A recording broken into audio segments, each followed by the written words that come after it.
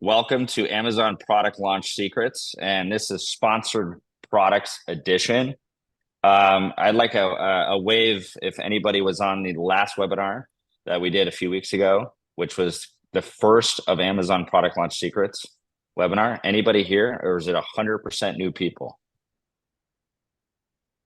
I haven't gotten any waves. Oh my God, we have all fresh people. So you missed out on all episode one. So we can always recap a little bit on that. But this is going to be focused today on sponsored products. And I'm sure we're going to touch a little bit into other areas because you know how Amazon works. There are many pillars to a good product launch, but we are going to focus on how do you structure a campaign, what to expect in the first 4, 8, 12 weeks of launch. What are your focus points? Are you focused on X? Are you focused on Y, Z, and why you should be focused on those points? So who we have here today, I'm Ian Page. I'm the CEO of Bullseye Sellers.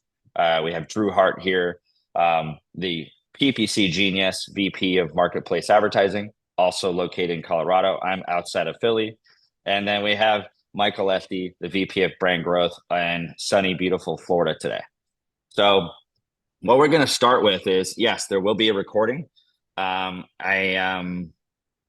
For episode one, no, episode one was confidential. Some of them are recorded and some of them are not.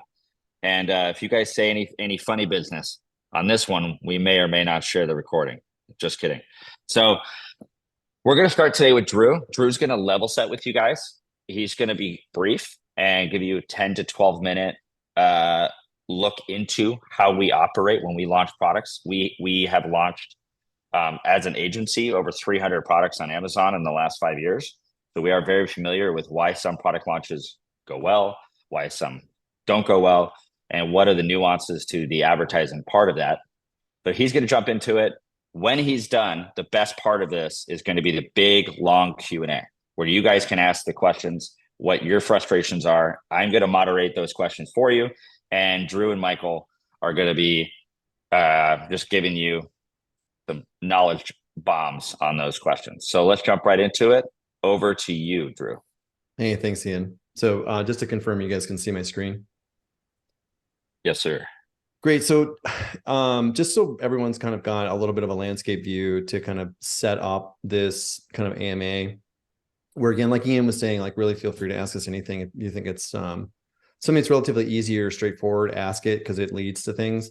And if you got something really advanced or complicated, that's what Michael and I are kind of looking for, is for you guys to really ask us some of the tips and tricks that we implement for our clients and the brands that we work with, including our own.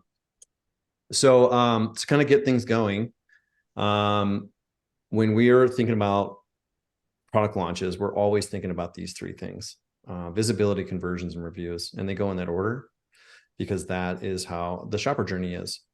And so it's really paramount to make sure that, like, when you're getting a product launch set up structurally, that you're thinking about, as a first step, getting placements, like getting your ads in front of people. And when you do that, you're going to need to stand out, and you also need to have relevant keywords in order to do that effectively. You don't want to be using the wrong keywords because that can hurt your conversions downstream. The second is the conversion rates. And, we work with a lot of different brands. You've got to have a good, compelling product. It's got to be priced right, especially on a launch. It's going to be discounted. You're going to have to consider running promotions. But then the listing quality is a really big component. I think a lot of sellers really underestimate the amount of money that they budget for the PPC side of a launch. They may spend literally tens of thousands of dollars over a 6 to 9 month window, depending on the category. It could be more than that. And so once you've kind of captured a shopper, you want to make sure that you're presenting your product in the best way possible. So spend the money on great photography, spend the money on good design, layout, get it in front of people, test those images, and make sure that that's really there, because the conversions are really what's going to make or break the success of a product, period. That's just an Amazon principle. So listing quality is really a big deal. And then ultimately, you need to capture reviews. You need to capture reviews because people don't know your product initially, especially when you're trying to stand out in front of what could literally be hundreds of considerably similar products. So, getting those reviews in place and then making sure that the post-purchase experience is pretty rock solid. So again, pretty high level in terms of what's shared here, but this is the basic launch strategy and the framework under which we plan everything. When we actually get into the structure of the launch components, we have basically a roadmap that we follow, and you're looking at that roadmap. This is what we use internally when we're talking about it. It happens to be what we'll also present to groups like this. And Drew, I have a question. Will we be able to share these slides to the attendees afterwards? Yeah, for sure. Yep, we'll make everything available. Okay, guys. So thanks for asking that, by the way. So the way you read this slide is you read it from bottom to top, and you're going to read it from left to right. So whether or not index is the right phrase for this kind of first phase, the idea here is that you're just making sure that Amazon understands what your product is, and you're being very, very focused on what that's going to be. Then you're going to move into growth phase, and in the growth phase, you're looking to expand out on the advertising coverage or the keyword coverage. And you're doing that by adding more keywords, and you're doing that by adding in more keyword match types of phrase and broad. And I'm going to go through each of the individual box here. So we're just working with the background right now. Then as your product launch matures and you get further along, you're considering adding in other ad types. You're considering, continuing to expand, more and more keywords, et cetera. So that's kind of those dotted boxes in the background. So reading up bottom to top. When you read from left to right, what we're saying is in exact targeting, you want to be focused on high, search volume keywords. And you also want to be focused on super high relevancy keywords. And when you're looking at these things, you're looking at your keywords, and you're going to be structuring them either into single keyword campaigns, or you're going to group them. And the concept here is that you're going to go find these really highly relevant, super high search volume keywords. And those require special treatment. They require special treatment in terms of the bid. They require special treatment in terms of how much money you're going to allocate, so the budget. And then they require special treatment in terms of where you actually want to place that advertisement. So in sponsored products, you can advertise at top of search, or you can throttle down and you can have it go rest of search or other product pages. By having really strategic keywords, which are typically the high search volume ones, into their own individual campaigns, you have control over all three of those variables: budget, bid, and placement.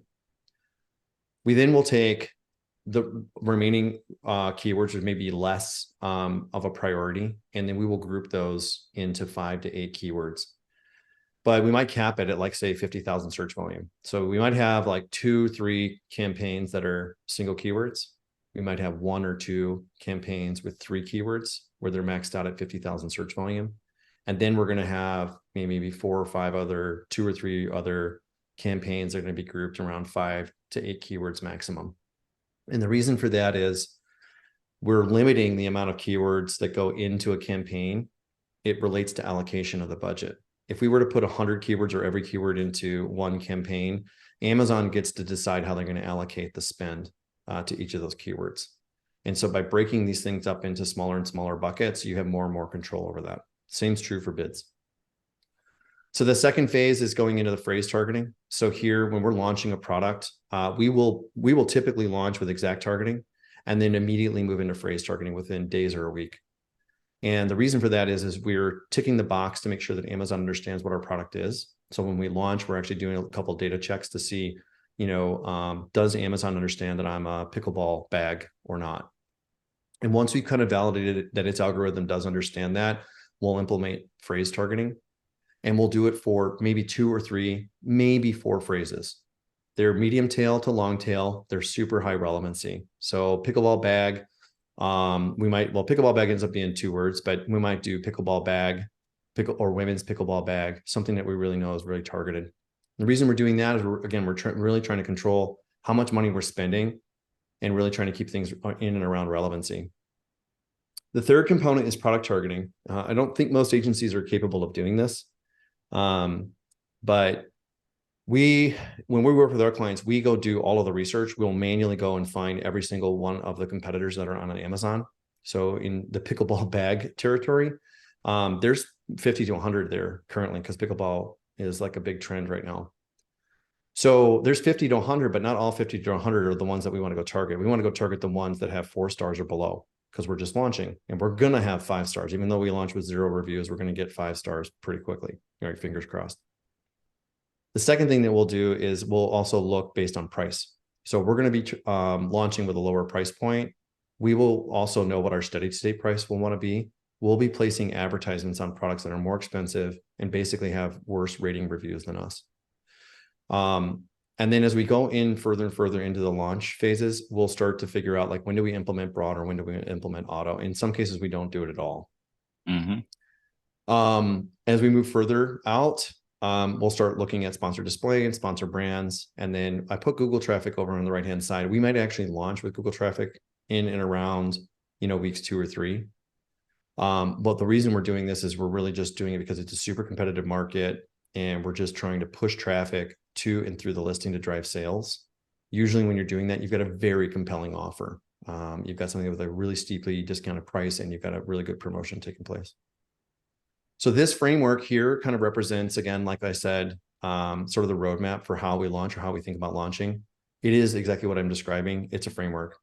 So every product, every category is different. You may or may not choose to do exactly what I just described. But in general, the discussion you want to have is, do we want to do this and why do we want to do it or why don't we want to do it? And it gives you kind of an idea of like how you're supposed to be thinking about it as you move through a launch.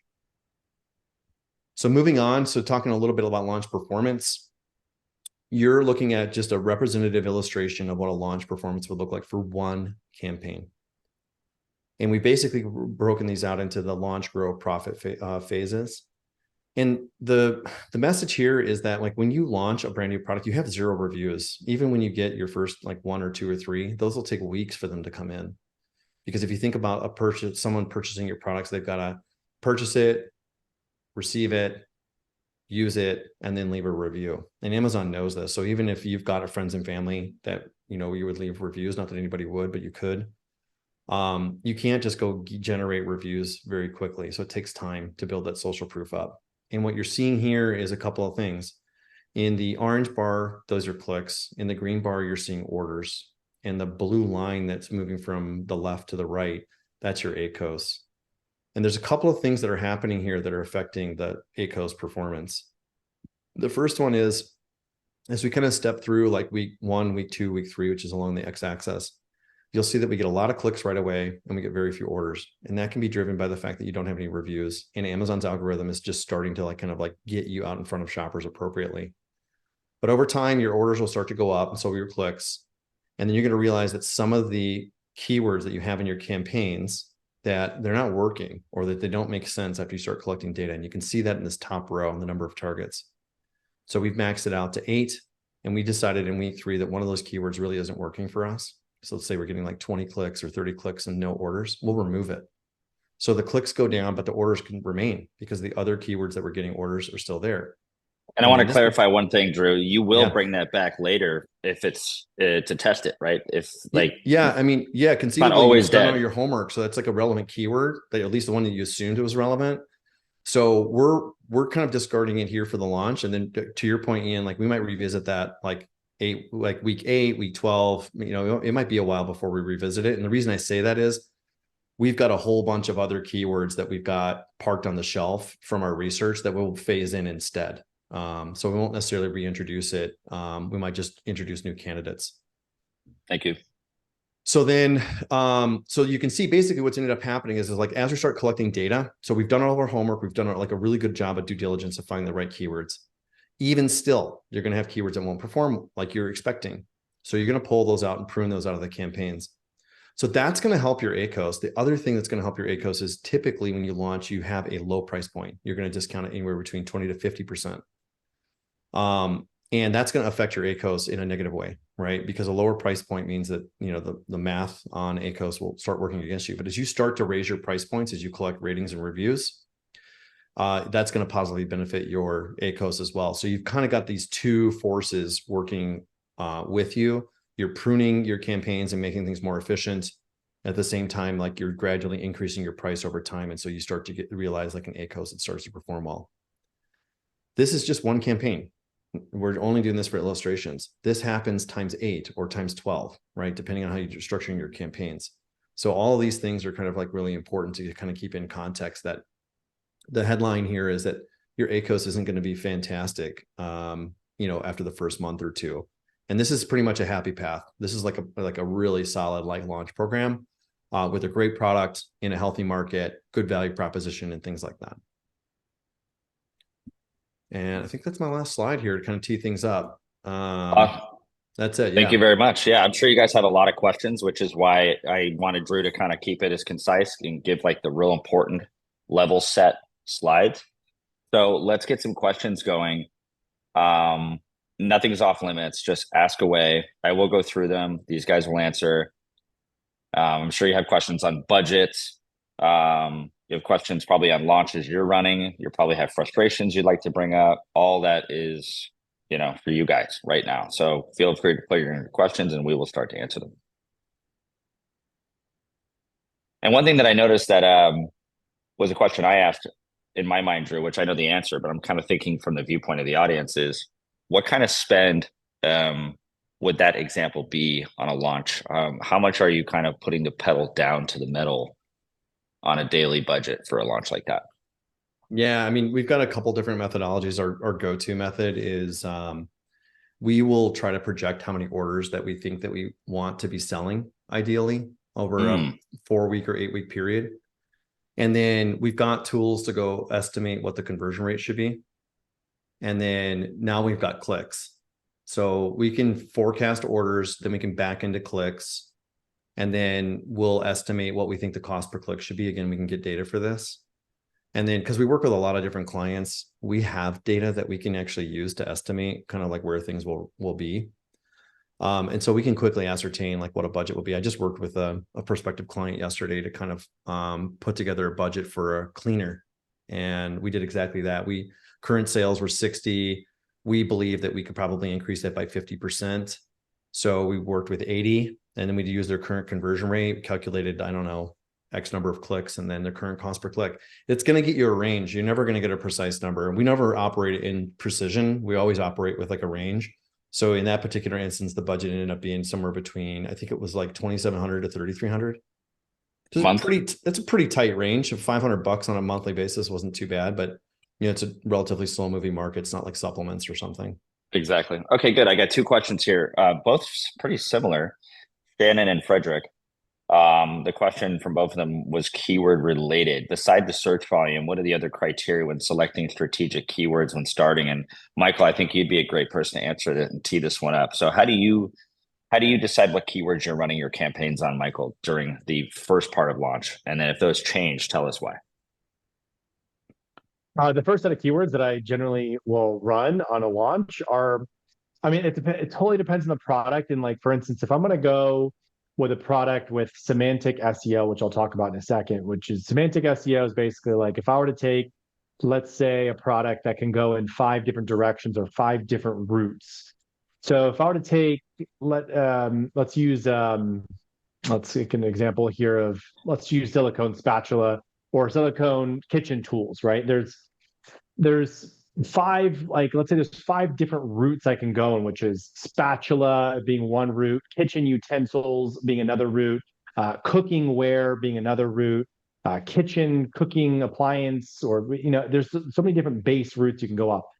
So the idea of what I'll typically do with my listing and with PPC is I'll kind of pick a base route of keywords to go after. So let's say in this case, I'm going after, kitchen utensils. I'm not going to pick silicone spatula because it's oversaturated. So I'm going to go over something a little more niche, a little more particular. And let's just say in this particular circumstance, it is kitchen utensils. So then now I'm going to make sure that my title, my bullets hit on that with everything I have. But let's say it's also just a smaller volume keyword. Like if silicone spatula has 98,000 searches a month, and in this case, kitchen utensils only has, in certain phrases of kitchen utensils, only have 2,000 searches a month. So I'm like, okay, well, there's not as much competition for that. So I'm going to re-gear my entire listing, and then I'm going to make campaigns in PPC hyper targeting that route and all of its brothers and sisters of keywords that are related to that route in PPC, hyper target them, do a lot of it very similar to Drew's strategy, do a lot of exact campaigns based on that niche dialect of word, right? So that's where it gets a little bit interesting trying to find that for each product, but your listing should definitely, and your graphics should really hit on that base root of keyword along with your PPC. And Amazon goes, oh, this guy is 100% going in this direction. Therefore, you'll rank better for those keywords in that direction. So you're not going by just the widest net possible. I want keyword coverage to be maximum coverage. So I'm just going to throw those campaigns out there. Who cares if they're niche, they're not niche? Who cares if I'm going to compete or not compete? So you're more of, where can I find opportunity, and my net is going to fit with around that opportunity. Exactly. So, unless you find some like new patented invention or something where you can cast a wider net, great. Well, it's a great find, and you patent a product and you can cast a wider net because you're the first guy to market with it. It's a different story. If you're launching a competitive product, they're going to want to find a niche within that competition to just narrow your net down to that, especially in the beginning when you have very little reviews. Love it. That's very helpful. Thank you. So I have a great question for Drew. So what is your favorite tool for search term research, Drew? Yeah, we use Healy and Tim's Cerebro data is what we use currently. All of our tools are built in and around that data. But we'll look at other tools to go kind of collect ones. The trick for us is we're talking about product launches, so these products are typically, they don't already have existing campaigns. But one of the things that we do when we're looking at like relaunches is we'll look at the existing structure to see if we can find net new stuff. So Cerebro is the tool that we use. And then, like I had said before, we'll go scrape Amazon for all the other products. Keywords are absolutely like essential, but you can have markets that have literally only like 3 keywords that matter, period. And when that happens, you need to be able to have additional ways to run advertising that's meaningful. And so you need to be able to go target competitors that are similar to yours that have a worse product position being like a worse price, or their reviews, their ratings specifically, but that their reviews are worse than what you're advertising, things like that. Thank you. And do you think Amazon Brand Analytics works well? Yeah, I think anytime that you can get first party data for analytics, you should be using it. And Brand Analytics provides a lot of value in terms of insights. We'll use it to get benchmarks on conversion rates, things like that. And then SQP data is another really great source where you can get more insights at keyword level to understand if you're launching, you're getting insights on what's going to work. But I'll be honest with you guys, like, you can overanalyze this. I think the bulk of the work and effort is around your listing and making sure you've got a great product. Like, focus on that stuff. The second one is the advertising. So get your keywords right. It's what Michael was talking about, like on relevancy. Get your product in front of people. You can overanalyze and be like, well, my click-through rates, 0.72, but the competitors are 0.82. Is that my problem? And it's like, it's not. Like, look at your conversion rate, monitor your ACOS, start seeing things move in the right direction, and then start to optimize as you get into your launch. That brings up a really good point. You have a great product is critical, though. But it also brings up a great point that I feel like people focus too much on how great their product is, and they forget the fact that they don't have a lot of reviews. And at the end of the day, the customer does have a shallow and narrow mindset to that. So if you have the best product ever made and it has 3 reviews, the guy to the left of you has 10,000, the guy to the right of you has 10,000. You kind of got to get over yourself on the fact that you have the world's greatest product and realize your conversion rate will suck and your impressions will suck. And you need to earn your position no matter how great the product is. So I just want to point that out. 100%. Totally agree with that. Yeah. So then another question from Frederick, and I will get to everybody here. Besides, and Michael, this is a great one for you as well, is does Amazon content like A+ content play a significant role like reviews for conversion, like similar to reviews? And it's a great question. So we'll start with that one. I've done a million tests with and without A+ content. And, I will say this, that's going to completely depend on the content that you have. So I've seen it where people will just kind of upload some A plus content and, the conversion rate will actually decrease. So it is very similar to your featured images, where if you can upload the wrong or irrelevant images, bad design, not branded, the fonts there's like 6 different mismatching fonts, mismatching colors to your brand, and now begins to look a little bit like a swap meet or a flea market on your listing. It actually will hurt your conversion. So the thing I'll say about A plus content is I've seen 20 to 25% improvements on conversion rates and the momentum of the listing really ramping up if done right. So when doing A plus content, there's a couple of basic criteria that I always follow. One, you don't want to have a scramble of A plus content. It should be very consumable. And by consumable, it should be a nice flow. Consumers, when they're consuming content on your listing, if it's like one piece of content and then they have to go down here and then there's another different piece of content, another down here, a different piece of content, and then it keeps on going and you have to consume 10 different parts of content, the customer's never going to do that. They're just not going to have the time to sit there and look at your listing for an hour while they consume each bit of it. They're going to want one steady flow of consummation as they're just scrolling down your listing because you only have a few seconds.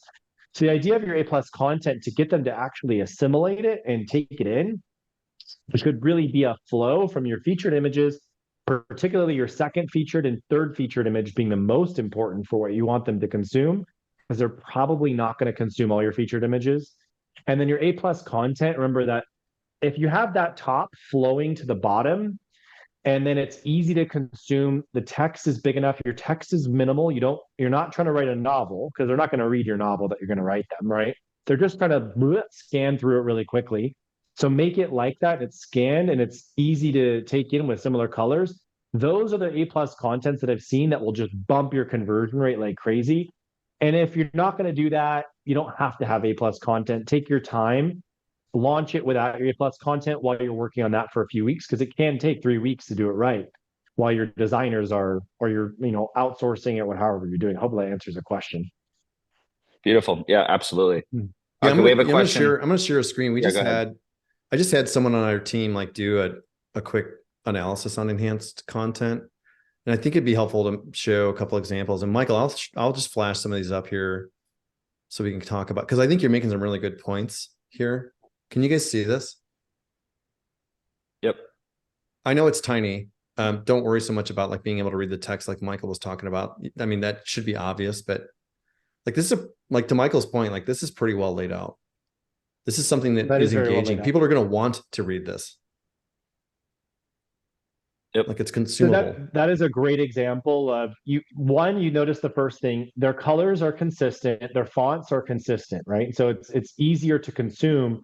It doesn't look like a big flea market where you have 16 different fonts being used, different styles, different colors. It's clean. You can go from top to bottom, consume the data while you're just scrolling down to the reviews. That's the purpose of A plus content, is to be able to, you want your customer to be able to take this in seconds, the whole thing. And so that's what's tough for designers to do sometimes. And you obviously want to talk so much about your products, but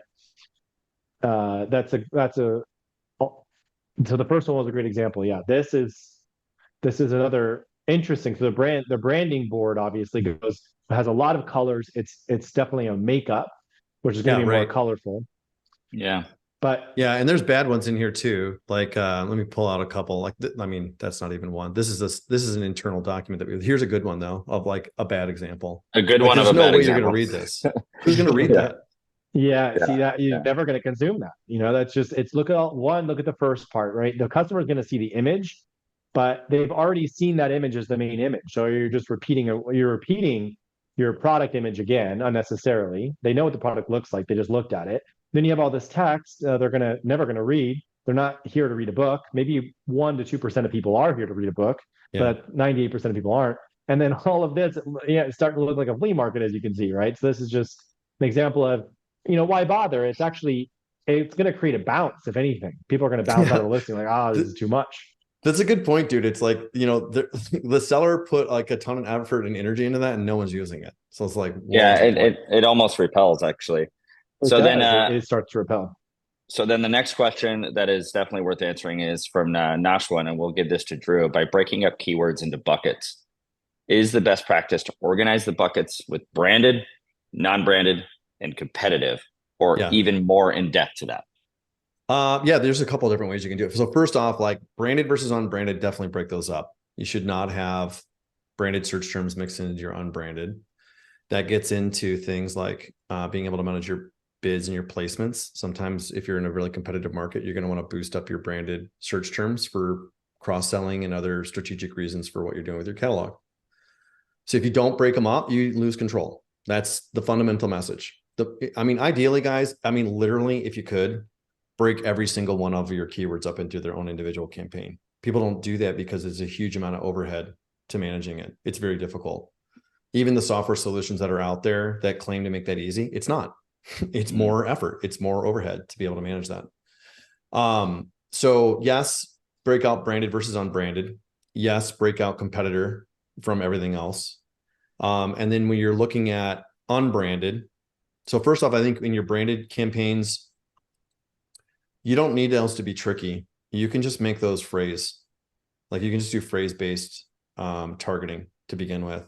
If you really want to put some control around it, you can do some exact. But generally speaking, well-established brands that are bringing in external traffic or they've got external exposure and people who are coming to Amazon are searching for your brand, you're going to be able to outcompete anybody on the bids. So there's really not a lot of risk in doing a phrase-based campaign. It makes things simple. The second thing is on the competitor ones. Those are notoriously very difficult to be successful on. It's not always the case. We've got a company. Define a competitive for anybody who doesn't know. What would be a competitive keyword? Yeah, if you're, a real basic example, if you're Nike and you want to target Adidas or Puma, then you would say, instead of Nike shoes, you would, because you're Nike, you would go after Adidas shoes, right? For instance. Yeah. You better be real confident if you're going to do that. It sounds like so to me, my experience, Mike, I'd love to hear your idea on this too, by the way, but that works for products where like there's not a lot of brand loyalty and there's just not a lot of like brand exposure. And I'll give you an example. We've got a brand that we work with that does it's a sweetener, a sugar-free sweetener, and shoppers just do not seem to care. Like you can go put an advertisement on a competitor and we're getting like ACOS around 30%, which is insane. And I don't know, like those, that's a very atypical case, but you still, if you're going to do competitors, which I don't think for most people that's going to work out very well, then you want to put those into their own campaigns again, so you can control them. All right. Well, thank you very much. Very, very helpful. I'm getting a lot of questions. There was one other part to that question that I was going to answer really quick. Yeah. Sorry, Ian, because that was the boring stuff anyway. In terms of structure of your unbranded, we will typically do those in a search volume structure. But if you've got a product with variations like color or some other like distinguishing characteristics, we might break those up. The other way that you might break things up is based on seasonality. So if you have a product that's like a giftable product, you're going to have a Christmas campaign, a Mother's Day campaign, a Valentine's Day campaign, a Father's Day campaign, and the words that will go into each of those campaigns will be relative to those seasonal events. So putting those together and figuring those out, those can be a little bit tricky, but generally speaking, that's the best way to structure those for control. It's all about control. Awesome. Love it. Okay, good. So I'm getting a lot of questions on the subject of reviews. No surprise. People really want to know, where we get reviews, what's the strategy? And Michael, what do you think about the world of reviews and the best way to safely acquire them during launch? Safely acquire them. Safely. That's $1 million question. Well, okay. There's a couple of ways to look at this. So there are a million ways to unsafely do it, obviously, and so we want the safest tactic. So here's one thing that I've played with a lot. There are the basics of, if you have a brand, you have an email list, you have an audience. Of course, those guys are going to be more reviewing right? Just your own people when they buy your product up on launch. And in the ideal world, every big brand out there of course, gets these thousands of reviews upon launch because they have their loyal following. If you have a 10,000 person email list, you're going to get more review prone people, especially if they purchase from your Shopify. Now, if you have a new product, new brand, it's a little different. You're not going to have that.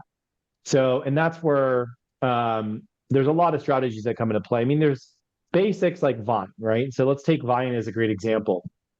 You can get up to 30 reviews out of Vine, it's $200. Now, of course, the people on Vine tend to be, can be a little harsh, but recently they're getting better.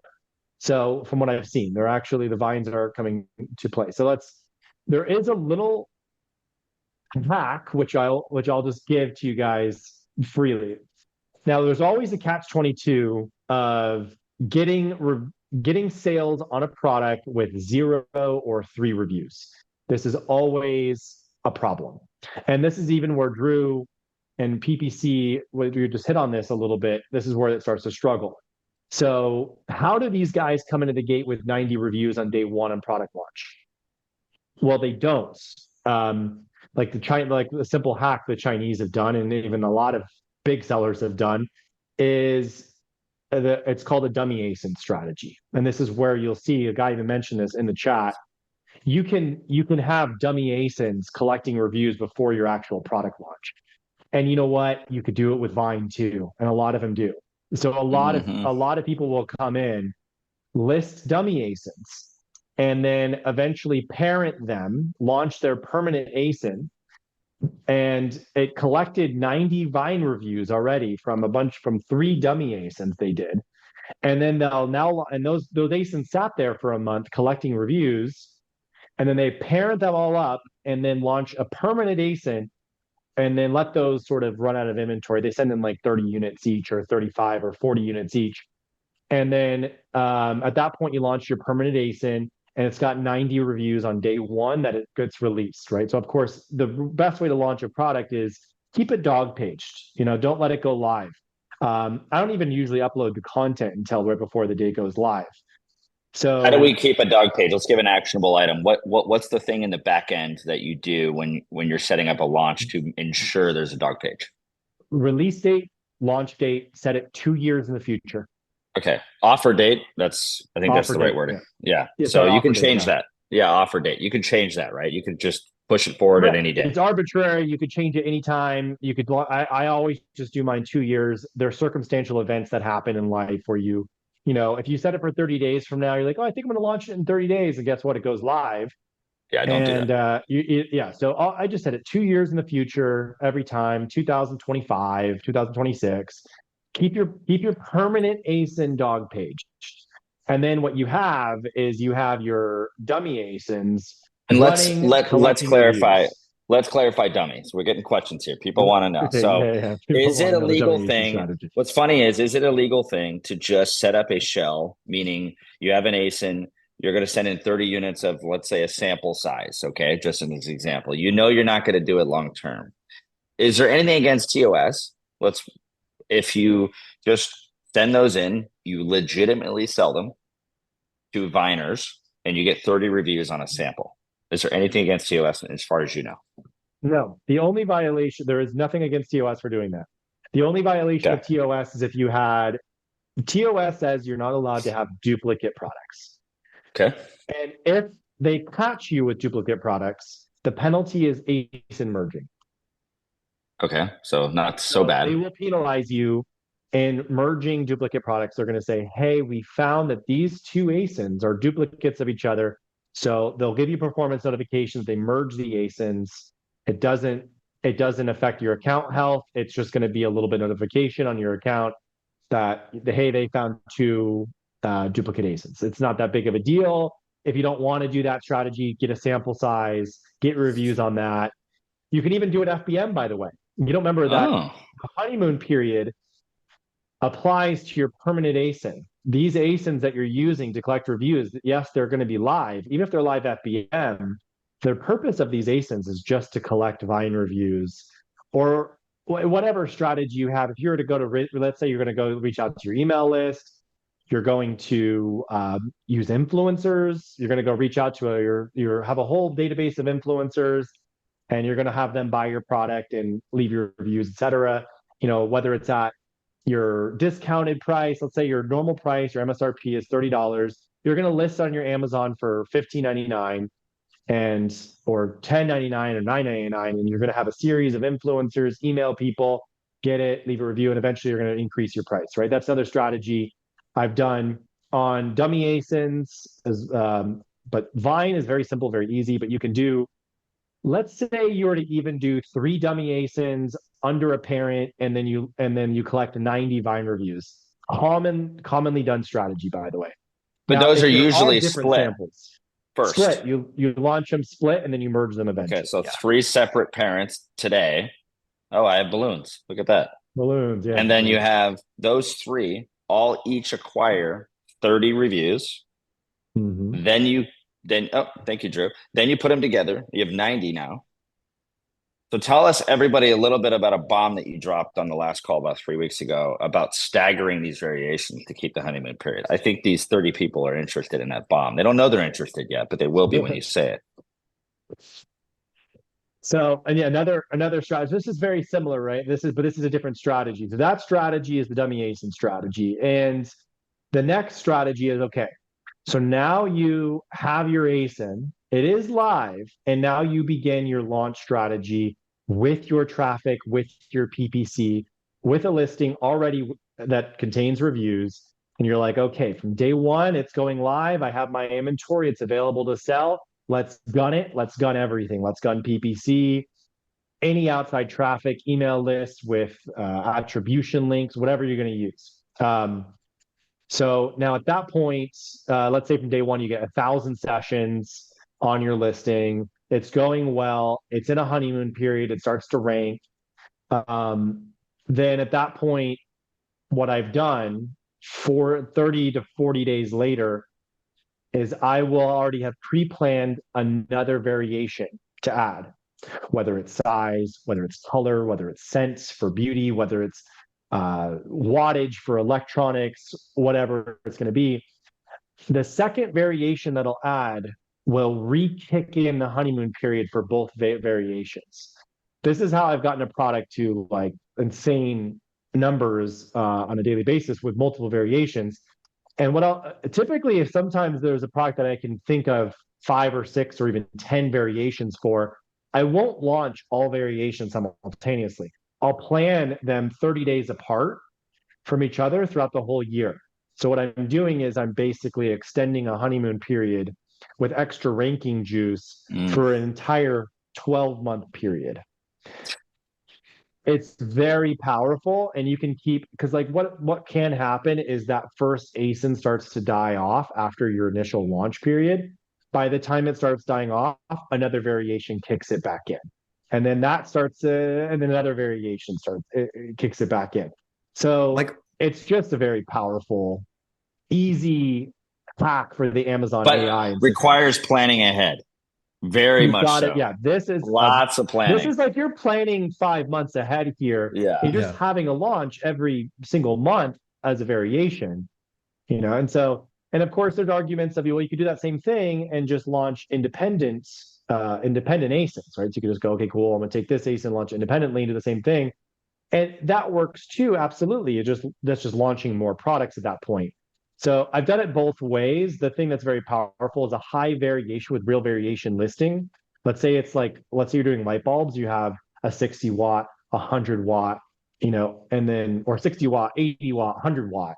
And then you have a green light bulb, a red light bulb, a blue light bulb, and you eventually have 30 variations. Don't launch them all at the same time. I kind of time the launches out. Thank you very much, Michael. What were you going to say, Drew? Yeah, just a quick. So like if I've got 5 variations, you know, when we've done this before, we'll launch like maybe not the hero ASIN. Like we know, like let's if we got red, yellow, blue is not gonna do very well. We know that. We're still gonna do it. We'll launch with that, then we'll fold in the other 2 variations. How do you think about sequencing those? Like what do you do first, second, third? So the way I'd sequence like what you think is going to be your hero product. I mean, it's always very surprising. Sometimes I've been very surprised by what the hero turned out to be when going to the 5th variation. After, a period of time, I was like, okay, well, the red's going to be the winner. The red's going to be the winner for sure. It's got the highest volume, and then the blue was the winner. Right. Totally. Yeah, totally. So it happens like that sometimes. At the same time, I mean, like if I want to sequence it out, most of what I've done is the main what I predict to be the winner will be the first one. The first launch I'll do is the winner. I've done it both ways where I'm like, okay, I think the winner or the hero is going to be this. So it becomes a little arbitrary because you just don't know which one's going to be the winner. But the highest search volume, highest popularity product, I'll typically do first. And then the other ones are just supporting, like they're just keeping it alive, keeping the honeymoon. They're there to support the honeymoon of the first one. That's right. They're still going to get their own sales, but they're there to keep that honeymoon going of that what you think is your top one. So what we've done is we've got a client that's got like 5 different sizes of a product. And the double XL is going to be the lowest selling one. So we launch that first. We run it through the Vine program. We collect reviews.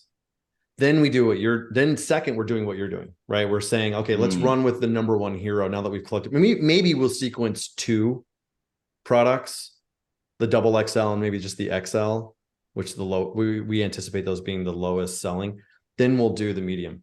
Then we'll do the large. If you're not doing the dummy ASIN strategy, I would do it that way. Yeah. If you do a dummy ASIN strategy, you don't necessarily need it that way, because what you're doing is you're using the lowest seller, or you're predicting like the double XL is going to be the lowest seller. You're using that as your dummy ASIN, right? So that's using a permanent ASIN as you're using a permanent ASIN to collect the reviews because it's your lowest seller. So yeah, makes sense. That strategy absolutely would apply if you're not doing the dummy ASIN. But if you're just collecting reviews, and then I would launch with the hero product first, and then all the rest of the remaining ASINs will be the supporting ASINs.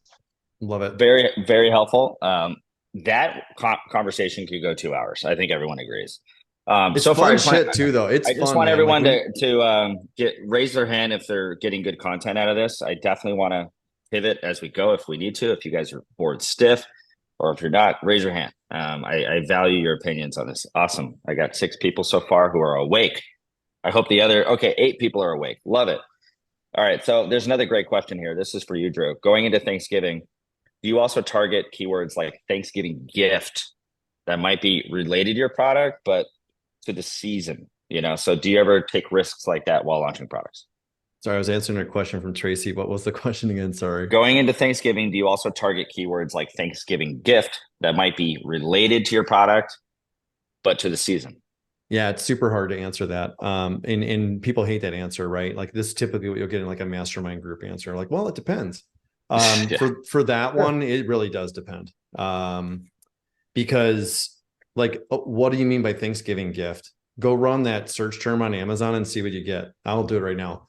But like, you're going to get just a bunch of stuff that's going to be related to Thanksgiving, like turkeys. And yeah, here it is. Turkeys. You got like these little games and pop socket things.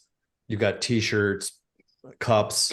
Is it safe to answer more times than not we wouldn't do it? I wouldn't do that. Yeah. I mean, yeah. Again, it's like, if you've got a very turkey or Thanksgiving themed product, that leans heavily towards yes, do that. Yeah. But without knowing the exact parameters of that product, I can't just say go do that. Because if you're selling like a Thanksgiving shirt for like a Cosby sweater or something, fine. But like, I'm probably going to lean more towards sweater search terms than I will gifting search terms. So I want to point out something that, first off, gift items, I personally despise. That's just my personal opinion. Giftable is different than gift. Giftable means it's a regular item that just people also like to buy as gifts. Giftable items, I would definitely do it based on the seasonality and based on the relevancy of the product and your conversion rate. So if you're obviously launching a toy and it's 2 months before Christmas, that's very giftable. You kind of have no choice. In that time of year, most of your sales are going to come from gift for 5 to 7 year old, gift for 7 to 9 year old. That's a little different. But if it's a stretch where your product is not really a gift product, I would stay away. Okay. Are we launching separate ad campaigns for each variation? Drew, what are your thoughts on that? Separate ad campaigns for each of these variations Michael was talking about. Yeah, based on, so that was from Tracy. Thanks, Tracy, for that question. Yes, but it's based on like the variant's unique qualities. So like we use the glove example. You're going to have maybe a double XL campaign, an XL campaign, a large campaign, etc., or variants like colors or things like that.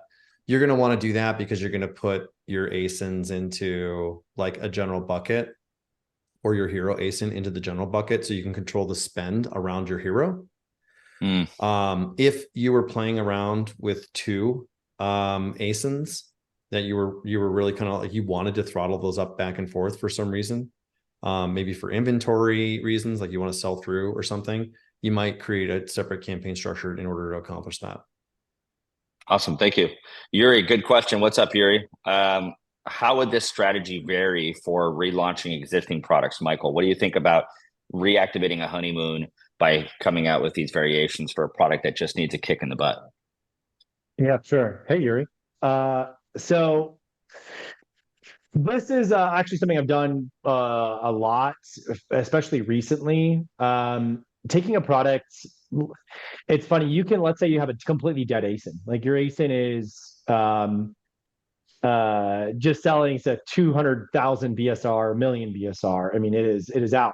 Now, if your reviews are good on that ASIN, like you have a 4.3 or 4.4 star rating, there's your dummy ASIN. So, and that's how you look at it, right? This is an ASIN. It's dummy already. I mean, there's ways like, hey, let's say you have 2,000 units at hand already, or 2,300 units, and you're kind of screwed, And if like, let's see if you can get away with basically just making a variation that is a duplicate, and without Amazon catching it and just calling it something else, but it is the same thing. You're going to re-barcode it, send it in, and now it's going to pull the reviews from a previous. You're going to reestablish the honeymoon period for it again. About a year ago, Amazon would allow for just complete remaps and giving a new honeymoon period, but the loop is sort of closed on that. So the thing you have to really be prepared for is if you're going to use that and you have good ratings on that product and you're going to use it as dummy ASIN and relaunch it, have a good launch strategy. You want day one of that product. I mean, you're going to want as many sessions, as much traffic, as much PPC pumped into that. So have good prep for your relaunch. Now, there are strategies actually I just found recently that I'm still testing to completely revive the dead, like take a 1 million BSR product and make it. I don't know if it's going to work yet. So maybe over the next few months, I can share that way. Stay tuned. Stay tuned. Episode 3. I'm going to see if I can take a 1 million. My next challenge that I'm doing is taking a 1 million BSR and reviving it back completely with the same ASIN. Love it. I don't know if it's going to work, but I'm seeing. But in the meantime, what we have so far is, yes, I've done it successfully, taking that, using as a ASIN, completely relaunching it, and giving it a kick from a 200,000 BSR to a 10,000 BSR in the category, or let's say one sale a week to 25, 30, 40 sales a day. Okay, very, very, very, very helpful. Shannon just answered your question in the Q&A. BSR stands for bestseller ranking. It's specific to a category. BSRs to health and household will be different than BSRs to automotive.